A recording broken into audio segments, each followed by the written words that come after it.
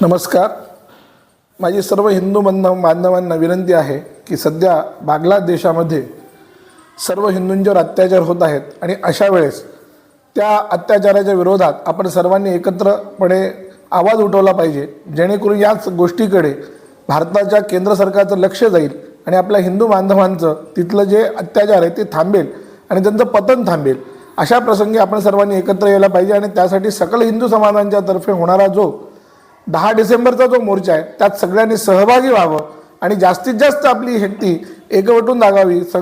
संघे शक्ती कलौ युगे असं म्हटलेलं आहे की कलियुगामध्ये संघात शक्ती आहे आणि आपण हिंदूंचं हे संघटन आपण सगळ्यांनी सकल हिंदू समाजाने एकत्र येऊन आपल्या हिंदू बांधवांच्या या अत्याचार दूर करण्यासाठी आणि बांगलादेशाचा निषेध करण्यासाठी एकत्र यावं ही पुनश्च एकदा माझी विनंती आहे आणि ही काळाची गरज आहे. काळाची पावले ओळखून सर्व हिंदू समाजाने वागावं. जय हिंद, जय महाराष्ट्र.